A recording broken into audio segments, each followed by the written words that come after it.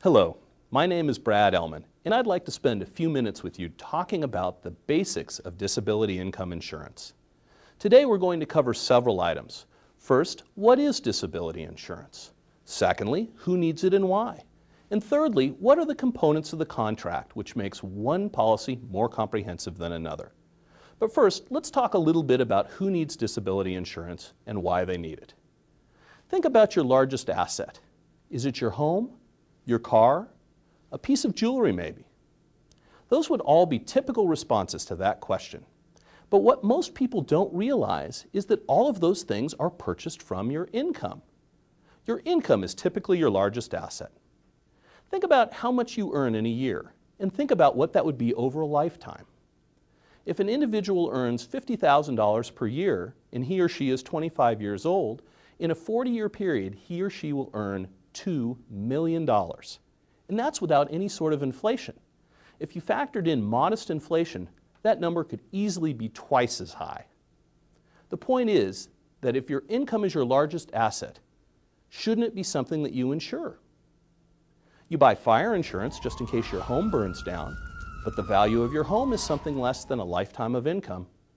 You buy auto insurance just in case you get into a car accident, but the value of your car is worth a mere fraction of a lifetime of income. Essentially, you have insured all the golden eggs in your life. But have you insured the goose? Disability income insurance insures the goose. Ultimately, if your lifestyle would be affected by your income stopping, then it's important to insure it. So we've established who needs disability insurance and why. But now let's talk a little bit about the details of a disability insurance contract.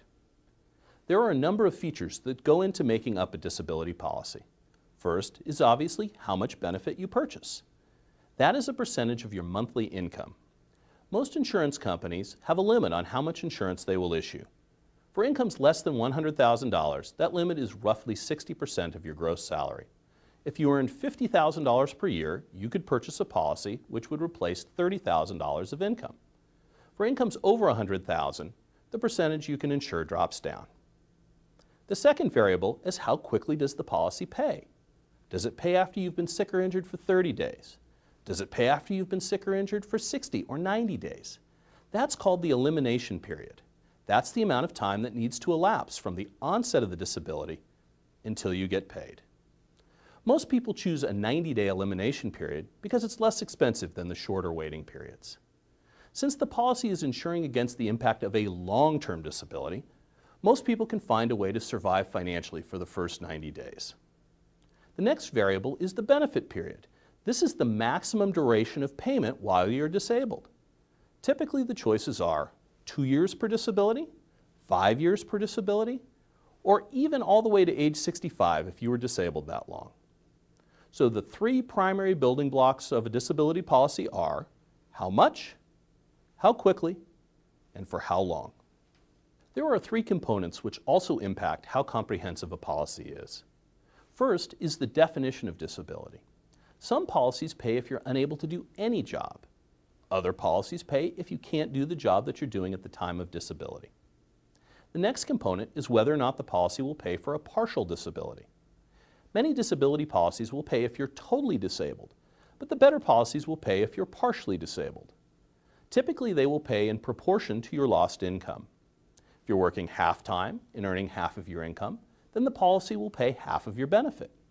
This is referred to as a residual, partial, or proportionate benefit for a disability policy. This is a very important feature to have. Often disabilities start out as a partial disability, and in many cases never even become a total disability. The last thing that's important to consider when evaluating disability insurance is whether or not the policy indexes to inflation. Thinking back to that 25-year-old we talked about at the beginning of the segment, if he or she is disabled for his or her entire life, think about what would happen to the buying power of the dollars that he or she was receiving. It's important to have your policy indexed to inflation so that each year the benefit increases with a change in the consumer price index. You will find that the better policies increase each year using compound interest, not simple interest, and you will find that the better policies also do not have a cap on how much that benefit will grow to. So now you know the basics of a disability policy. Let's take a look at how they work. In order to be considered disabled under the policy, you need to be sick or injured, under a physician's care, the illness or injury must be causing at least a 20% loss of time or duties, and a 20% loss of income. Now, did you get all that? Let's go over it again. Okay, sick or injured. That makes sense, right? If you're not sick or injured, you're not disabled. Under a physician's care. The insurance company wants proof that there's something wrong with you. The illness or injury must cause a minimum of a 20% loss of time or duties.